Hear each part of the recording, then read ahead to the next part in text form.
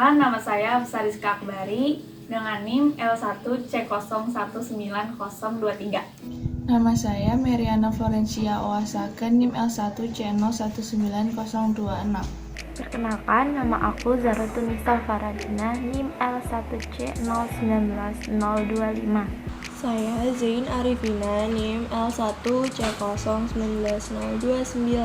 Perkenalkan, saya Lisda Dwi Hartini dengan NIM L1C019022. Saya Ais Nurta Fananda, NIM L1C019036.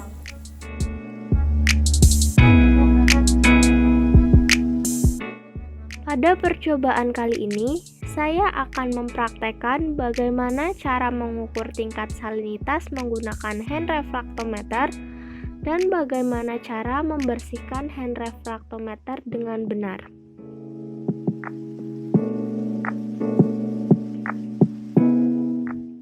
Salinitas adalah tingkat keasinan atau kadar garam terlarut dalam air. Ada beberapa faktor yang mempengaruhi tingkat salinitas pada suatu perairan. Yang pertama ada penguapan, yang kedua curah hujan, yang ketiga air sungai, yang keempat letak dan ukuran laut, yang kelima arus laut, dan yang keenam angin. Sekarang saya akan mempraktekkan bagaimana cara mengukur salinitas menggunakan hand refraktometer.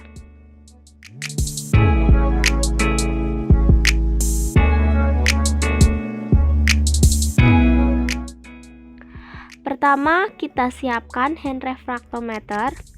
Pastikan hand refraktometer tersebut sudah terkalibrasi.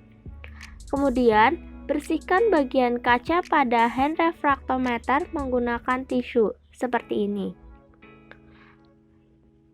Lalu, ambil beberapa mili air media menggunakan pipet.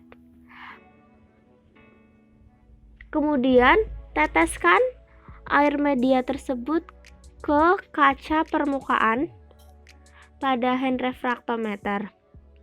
Lalu arahkan hand refraktometer ke arah datangnya cahaya.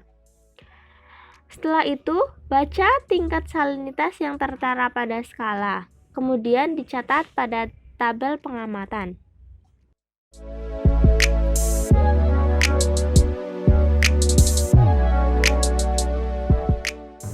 Yang pertama, kita siapkan hand refraktometer yang tadi sudah digunakan.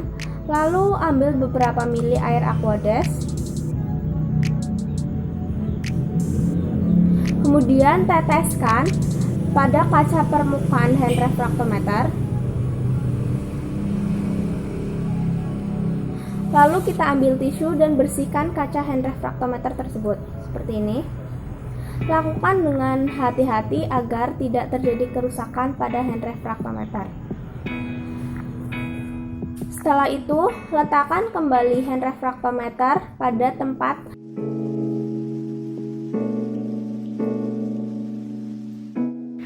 Temperatur atau yang biasa kita sebut sebagai suhu merupakan ukuran atau derajat panas maupun dinginnya suatu benda atau sistem.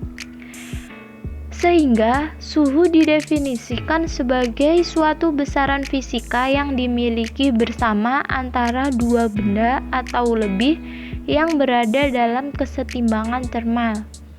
Jadi, semakin tinggi suhu suatu benda, maka semakin panas benda tersebut. Alat yang digunakan untuk mengukur suhu atau temperatur ini disebut termometer. Termometer yang digunakan pada praktikum kali ini yaitu termometer air raksa. Faktor yang mempengaruhi temperatur di suatu perairan. Yang pertama yaitu intensitas cahaya matahari. Radiasi matahari yang tinggi pada siang hari menyebabkan lapisan permukaan di perairan memiliki suhu dengan massa air yang hangat. Hal tersebut juga mempengaruhi faktor penguapan pada perairan tersebut sehingga menyebabkan temperatur di perairan akan tinggi. Faktor selanjutnya yaitu curah hujan dan kelembaban. Curah hujan yang tinggi akan meningkatkan kelembaban pada perairan tersebut sehingga menyebabkan temperatur pada perairan tersebut menjadi rendah. Dan faktor selanjutnya yaitu kecepatan angin dan upwelling. Kecepatan angin akan mempengaruhi terjadinya fenomena upwelling, sehingga upwelling ini sendiri akan mempengaruhi temperatur, yaitu menyebabkan temperatur di perairan tersebut menjadi rendah. Faktor lainnya yang mempengaruhi antara lain arus, gelombang, gerakan konveksi, divergensi, dan pembekuan dan pencairan es di kutub.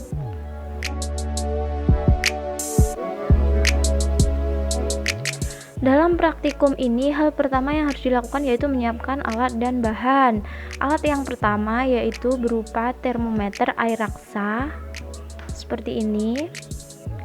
Selanjutnya yaitu tali untuk mengikat termometer dan media sampel berupa air dingin. Termometer yang telah disiapkan tadi diikat ujung-ujungnya menggunakan tali. Hal ini digunakan agar termometer tidak tenggelam pada media sampel. Seperti ini.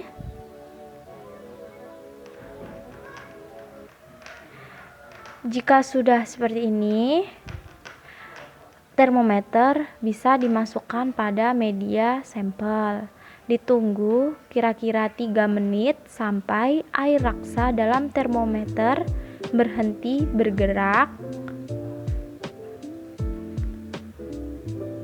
Jika sudah berhenti bergerak, maka ditemukan hasil akhirnya.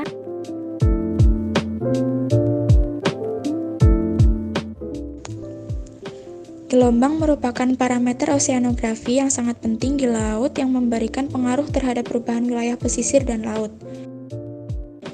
Menurut Riyadi 2016, gelombang adalah pergerakan naik dan turunnya air dengan arah tegak lurus permukaan air yang membentuk kurva sinusoidal. Gelombang laut dapat disebabkan oleh angin, daya tarik bumi, bulan, dan matahari, gempa di dasar laut, ataupun gelombang yang disebabkan oleh gerakan kapal. Sifat-sifat gelombang dipengaruhi oleh faktor angin. Yang pertama yaitu kecepatan angin. Umumnya makin kencang angin yang bertiup, makin besar gelombang yang terbentuk, kecepatan yang tinggi, dan panjang gelombang yang besar. Kedua, lamanya angin bertiup. Tinggi, kecepatan, dan panjang gelombang seluruhnya cenderung untuk meningkat sesuai dengan lamanya angin bertiup. Ketiga, jarak tanpa rintangan di mana angin sedang bertiup atau dikenal sebagai fetch. Pentingnya fetch dapat digambarkan dengan membandingkan gelombang yang terbentuk pada kolom air yang relatif kecil, seperti danau di daratan dengan yang terbentuk di lautan bebas. Untuk mengetahui panjang gelombang dan tinggi gelombang yang dihasilkan oleh datangnya ombak, yaitu dengan cara meneliti pergerakan ombak yang ada menggunakan meteran berskala sentimeter. Pada praktikum acara ketiga, yaitu miniatur gelombang, alat dan bahan yang perlu disiapkan adalah penggaris atau alat ukur, lalu styrofoam, dan juga akuarium berisi air. Langkah pertama yang harus dilakukan yaitu menyiapkan alat dan bahan. Lalu, kita pasang alat ukur pada salah satu sisi tegak akuarium. Setelah itu, kita langsung lakukan percobaan dengan memberikan gaya tekan pada air setengah tinggi air.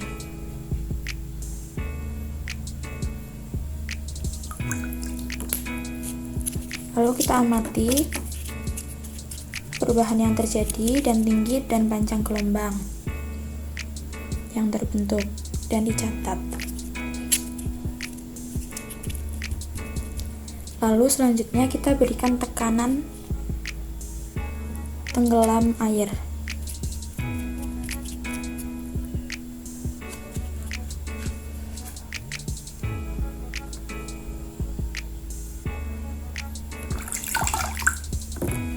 Lalu kita amati juga perubahan yang terjadi panjang dan tinggi gelombang. Percobaan ini dilakukan pada tekanan setengah dan 1 tinggi air. Praktikum ini mendapatkan hasil pada tekanan kecil atau setengah tinggi air adalah menghasilkan panjang gelombang 8 cm dan tinggi gelombang 0,5 cm. Hasil untuk tekanan besar adalah menghasilkan gelombang dengan panjang 10 cm dan tinggi gelombang 1 cm. Hasil yang diperoleh dari praktikum penggambaran gelombang dengan skala kecil atau miniatur gelombang menunjukkan bahwa semakin berat tekanan yang diberikan mengakibatkan semakin bertambahnya tinggi gelombang dan panjang gelombang.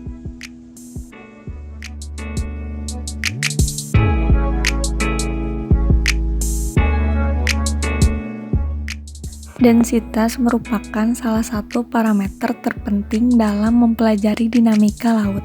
Densitas adalah jumlah massa air per satu satuan volume. Faktor-faktor dari densitas air laut yaitu temperatur, salinitas, dan tekanan. Densitas air laut tergantung pada suhu, salinitas, dan juga tekanan air laut sebagai hasil dari kompresibilitas air. Temperatur, salinitas, dengan densitas memiliki hubungan yang sangat erat, di mana densitas akan meningkat jika salinitas bertambah atau suhu berkurang. Akan tetapi, tidak selamanya densitas meningkat seiring dengan penurunan suhu. Hal ini karena adanya sifat anomali air. Temperatur dan salinitas mengontrol densitas, tetapi tekanan juga merupakan faktor penting. Tekanan bertambah secara linear terhadap kedalaman di laut karena sifat kemampatan air. Udara dingin naik secara adiabatik akibat ekspansi dengan turunnya tekanan. Air dipanaskan secara adiabatik akibat peningkatan tekanan dan sedikit penambahan kemampatan terhadap kedalaman.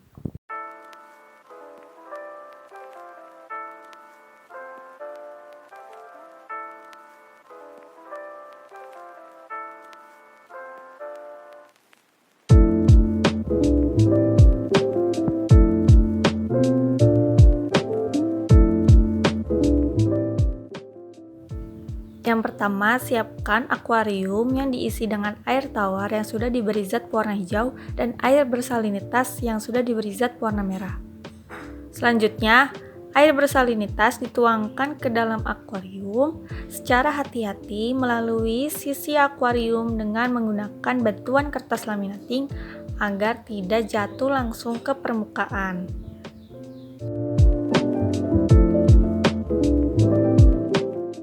Bisa dilihat, air yang bersalinitas berada di bawah, sedangkan air tawar berada di atas. Selanjutnya, mensimulasikan mengukur salinitas menggunakan replika refraktometer. Caranya, ambil sampel dari dasar, kemudian letakkan pada prisma atau kaca, dan tutup covernya. Kemudian baca salinitas melalui teropongnya.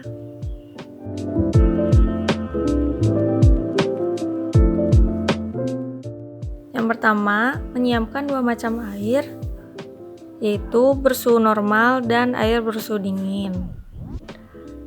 Caranya sama seperti densitas salinitas, tuangkan air bersuhu dingin ke dalam akuarium secara hati-hati melalui sisi akuarium dengan menggunakan bantuan kertas laminating agar tidak jatuh langsung ke permukaan. Bisa dilihat air yang bersuhu dingin berada di bawah sedangkan air bersuhu normal berada di atas. Selanjutnya mengukur suhu menggunakan termometer air raksa. Caranya masukkan termometer ke dasar akuarium, diamkan beberapa saat dan tunggu. Jangan lupa dicopot juga pada bagian tengah dan permukaan.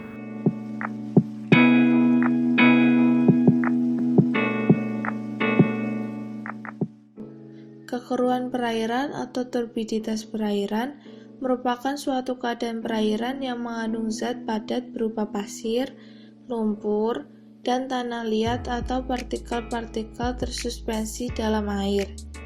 dan dapat berupa komponen hidup atau biotik seperti fitoplankton. Kekeruhan disebabkan oleh adanya bahan organik dan anorganik yang tersuspensi dan terlarut. Kemampuan cahaya matahari untuk menembus sampai ke dasar perairan dipengaruhi oleh kekeruhan atau turbidity air. Kekeruhan air sangat berpengaruh pada pertumbuhan biota. Zat-zat terlarut dalam perairan mempengaruhi kecerahan yang berhubungan dengan penetrasi sinar matahari. Makin tinggi kecerahan, intensitas cahaya matahari yang masuk ke dalam akan semakin besar. Kekeruhan perairan berpengaruh terhadap penetrasi cahaya yang masuk ke badan perairan. Cahaya mempunyai peranan penting bagi organisme perairan seperti alga yang membutuhkan cahaya matahari dalam proses fotosintesis.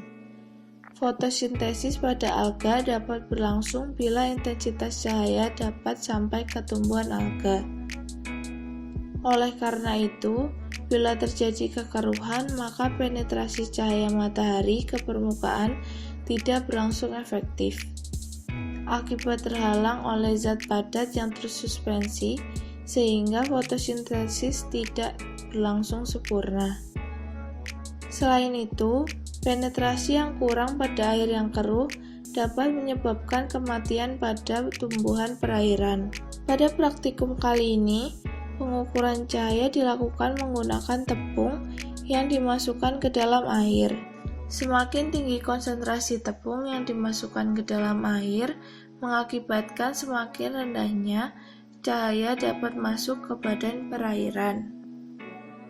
Acara praktikum kali ini yaitu cahaya dan kekeruhan. Langkah pertama, siapkan akuarium bervolume 18 liter yang diisi air 9 liter. Siapkan konsentrasi tepung sebanyak 10 gram, 15 gram, dan 20 gram.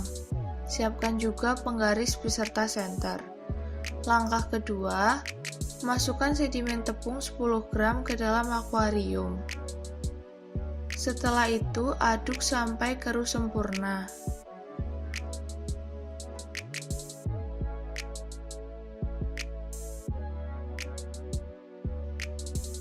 Selanjutnya, kita mengukur seberapa jauh cahaya dapat menembus ke badan perairan dengan menyorotkan senter ke akuarium.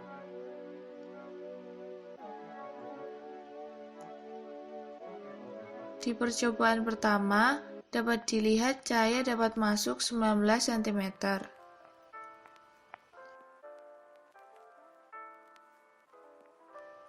Langkah ketiga, masukkan sedimen tepung 15 gram ke dalam akuarium.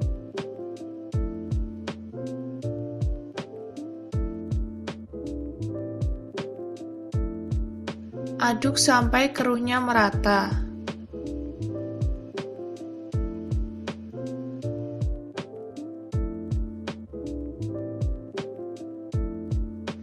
Setelah itu, ukur lagi cahaya yang masuk ke badan perairan. Bisa dilihat cahaya yang masuk pada percobaan kedua sejauh 14 cm.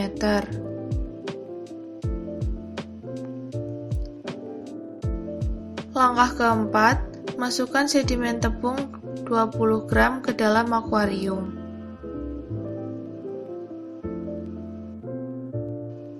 Aduk lagi sampai keruhnya merata.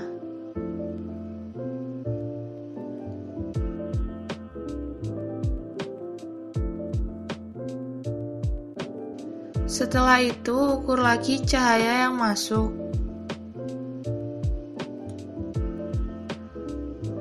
Dapat dilihat cahaya yang masuk pada percobaan ketiga sejauh 11 cm.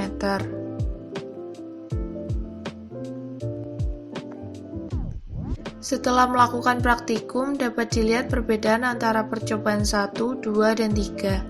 Semakin tinggi konsentrasi tepung, maka semakin rendah cahaya yang dapat masuk ke badan perairan.